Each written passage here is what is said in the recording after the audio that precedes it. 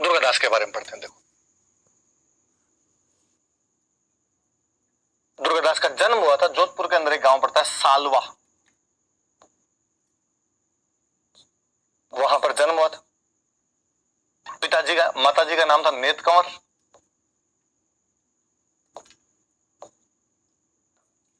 पिताजी का नाम था आस्करण।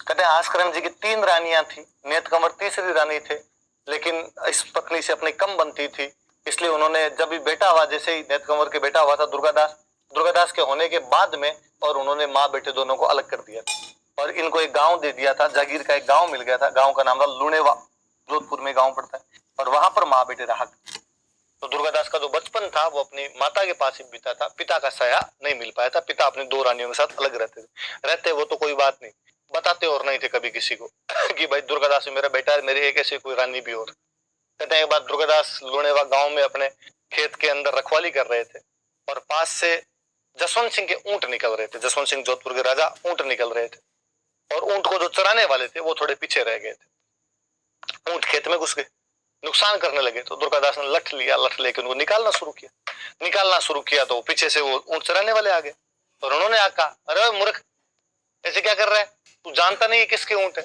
दुर्गादास ने कहा, भले लोगों किसी के हो, तुम चराने वाले, तुम पीछे रह गए, मेरे खेत में घुस गए यार, और मेरे खेत का नुकसान कर दिया इन लोगों ने। उनका जबान और चलाता है, ये जोधपुर मारदा जसवंत सिंह जी के ऊंट है। दुर्गादास ने वापस कहा, खेत जसवंत सिंह जी के बाप का नहीं, खेत मेरा है, और मेरे खेत में घुसेंगे तो मैं तो इनको यूं ही निकालूंगा। उन लोगों को बड़ा गुस्सा है। भारत में ये एक बड़ी प्रॉब्लम है कि यदि किसी छोटे मोटे आदमी का हाथ ऊपर हो तो आदमी दूसरे को जीने नहीं देता। और उन्होंने कहा, तू जानता नहीं हम किसके आदमी, हम जोधपुर महाराजा के आदमी, जसवंत सिंह जी के आदमी। दुर्गादास ने कहा, तुम अब किसी के होगी, मुझे इससे कोई मतलब नहीं, मैंने निकाल दिया। इस बात में थोड़ी तू में अभी थोड़ी झड़प हुई, और कहते दुर्गादास ने तलवार निकाली, एक आदमी को मार दिया। दूसरे वाले ने जैसे ही मरते हुए पहले को देखा तो दूसरे वाला तो भाग गया वहां। जसवंत सिंह जी के पास आया, उसने जसवंत सिंह जी को कहा कि जसवंत सिंह जी ऐसे ऐसे हम तो रास्ते रास्ते जा रहे थे, एक लड़का खड़ा खड़ा आपको गालियां निकाल रहा था, हमने जाकर गालियां क्यों निकाल रहा, तो एक आदमी को तो मार उड़ दिया, मैं जैसे तैसे आया। जसवंत सिंह को बड़ा गुस्सा, मेरे राज्य में मुझे गालियां निकालने वाला कौन है, पकड़ के लाओ कौन है। दुर्गादास को पकड़ के लाए। दुर्गादास के जो पिताजी थे आस्करण जी, वो जसवंत सिंह के दरबार में ही थे, पास वाली सीट पे बैठते थे। उन्होंने देखते पहचान और लिया कि मेरे वाला है, लेकिन फिर भी बोले नहीं, चुपचाप ही बैठे रहे। उधर जसवंत सिंह ने पूछा, क्या नाम है तेरा? दुर्गादास राठौड़। पापा क्या नाम? आपके जो पास बैठे हैं यही है। जसवंत सिंह ने उधर आस्करण की तरफ देखा तो आस्करण जी ने कहा, साहब बेलखनी औलाद पैदा हो जाती है, ऐसी बेलखनी इसकी माँ है, और ऐसा ये है, इसलिए मैं तो इनको साथ में रखता ही नहीं। आपको जो जी में वैसी सजा दो। आप यदि कभी गांव की सरकारी स्कूलों में पढ़े हो, अब वाले बच्चे नहीं समझते, पुरानी पीढ़ी वालों से पूछना, घर वाले स्कूल वालों कह के आते कि जो मर्जी आए वो सजा दे देना, और मास्टर जी उस दिन डंडे से पीट पीट के बैठने और सोने लायक नहीं छोड़ते। वैसे आस्करण जी ने कहा, जो जी में वो सजा दो। जसवंत सिंह ने पूछा, पहले भाई पूछा जाए क्या गलती है क्या नहीं, बता क्या बात है। और उस लड़के ने सारी बात बताई। दुर्गादास ने ये मेरे साथ ये किया था, ये चीजें हुई थी।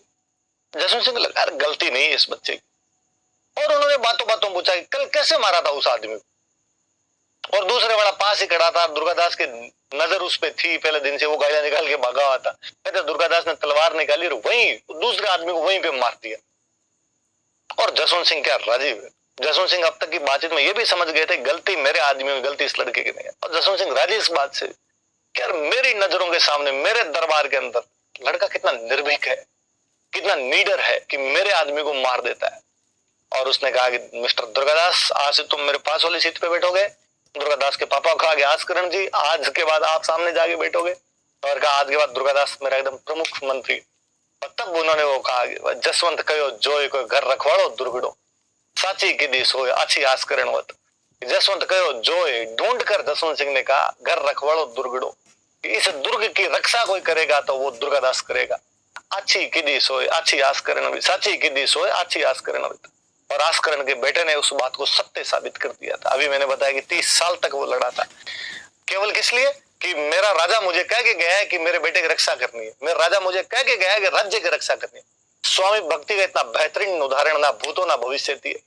जब भी आप स्वामी भक्ति के लिए उदाहरण ढूंढोगे तो केवल 2, या तो पन्ना धाय या दूसरा दुर्गादास राठौड़ मिलेगा। तीसरा उदाहरण बाद में चेतक है, जो मिनक नहीं है, पशु है।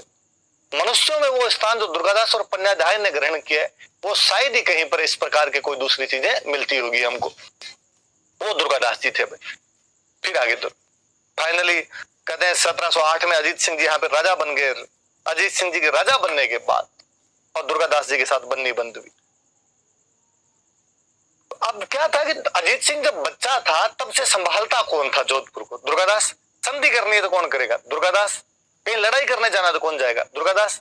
अब अजीत सिंह जी राजा बन गए 1708 के देवारी पैक्ट के बाद, राजा वाली गद्दी पे बैठते हैं, दुर्गादास जी पास में बैठते हैं। लेकिन फिर भी कोई बंदा आता तो पहले बातचीत किससे करता? दुर्गादास। लोगों को आदत पड़ी हुई थी, पहले नमस्ते दुर्गादास को, फिर नमस्ते अजीत सिंह को। अजीत सिंह जी तंग हो गए और कहते हैं अजीत सिंह जी ने एक दिन दुर्गादास जी का, तो दुर्गादास जी अब आप मत आए दरबार, आप बूढ़े हो गए, अब घर पे रहा करो, आराम किया करो। मैं जब भी आपको देखता हूं तो मुझे मेरे संघर्ष के दिन याद आ जाते हैं।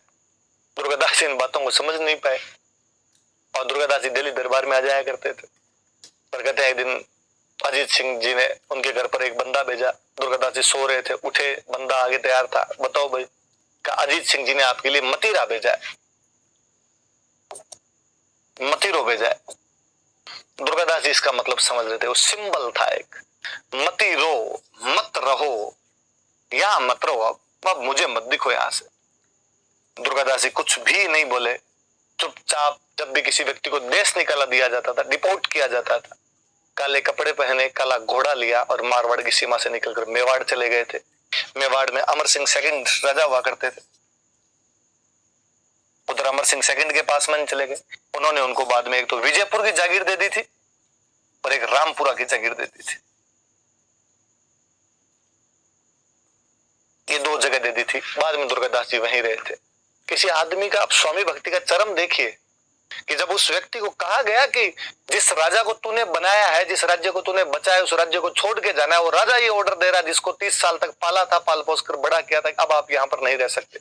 और वो आदमी एक बार भी ये नहीं कहता कि क्यों। ऐसा कैसा एक और करेक्टर हमारी हिस्ट्री में है, अकबर को राजा बनाने वाला बैराम खान। बैराम खान ने अकबर को राजा बनाया था, मुगल बादशाह बनाया था, और बाद में ऐसा कैसे अकबर को बैराम खान चुभने लगता है और अकबर बैराम खान कहता है आप हज के लिए जाइए, यहां नहीं रह सकते।